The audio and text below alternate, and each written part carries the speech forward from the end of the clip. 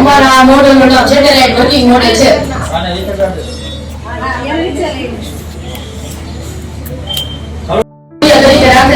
જ્યારે આ solar panel સૂર્યમાં આવશે ત્યારે એ પ્રકાશ એકઠો કરશે અને જ્યારે આખો ચક્કર ફરશે ત્યારે એ પ્રકાશનો ઉપયોગ કરશે.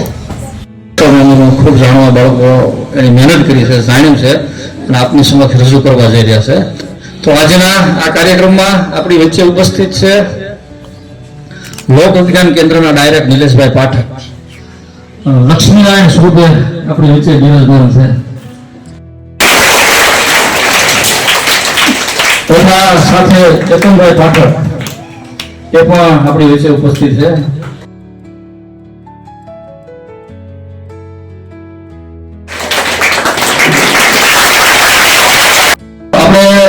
ગયા વર્ષે ડિસેમ્બરમાં ભાવનગર રિજિયોનલ સેન્ટરની સાયન્સ સેન્ટરની મુલાકાતે ગયા હતા ને? એમાં કેટલા જણા આવ્યા હતા?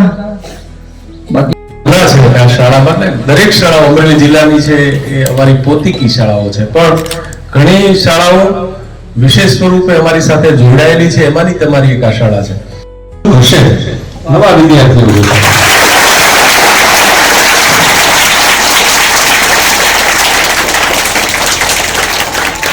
ખૂબ સરસ.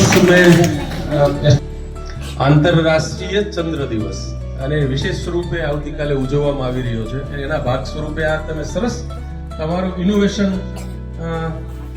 દ્વારા જુદા જુદા પ્રોજેક્ટો, જુદા જુદા મોડેલ્સ તમે તૈયાર કર્યા. વિદ્યાર્થીઓમાં સાયન્સનું બીજ રોપવા માટે દરેક જગ્યાએની હૂપ જોઈએ, તો તમામ સ્ટાફ છે એમણે પણ મદદ કરી હશે વિદ્યાર્થીઓમાં એક ઉત્સાહ જગાડવા માટે, અને તમે એની ફલશ્રુતિ સ્વરૂપે અહીંયા જુદા જુદા પ્રોજેક્ટો, મોડેલ્સ તૈયાર કર્યા છે. ખૂબ ખૂબ આભાર.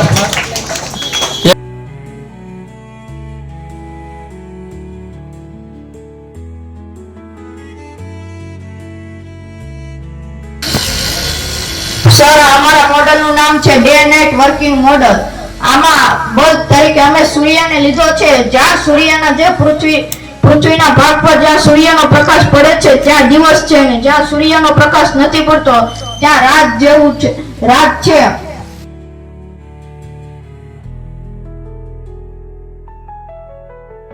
ચંદ્રગ્રહણ છે. એક દિવસ એવો આવશે કે સૂર્ય અને પૃથ્વીની વચ્ચે ચંદ્ર આવી જશે એટલે સૂર્યગ્રહણ થશે, અને એક દિવસ એવો આવશે કે સૂર્ય અને ચંદ્રની વચ્ચે પૃથ્વી આવી જશે ત્યારે ચંદ્રગ્રહણ થશે.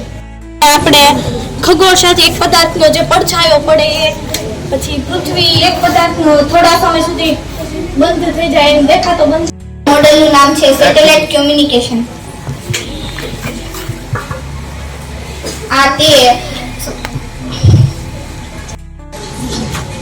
ઇન્ટરનેટ ટ્રાન્સમિશન થઈ સિગ્નલ ટ્રાન્સમિશનમાંથી સેટેલાઇટમાં જઈ તે મેસેજ મોકલી.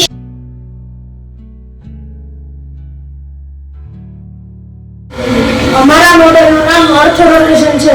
જેમ કે આ અર્થ છે અને આ સન છે. આ અર્થને એક આંટો લગાડવા સાધન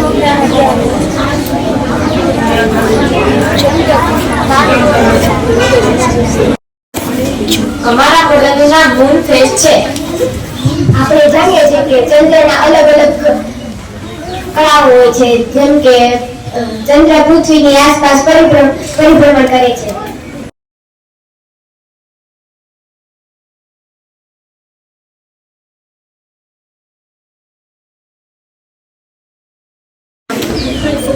અમારા મોડેલનું નામ સ્પેસ સ્ટેશન છે. સ્પેસ સ્ટેશન એ અવકાશયાન છે જે લાંબા સમય સુધી માણસોને હોસ્ટ કરી રાખે છે.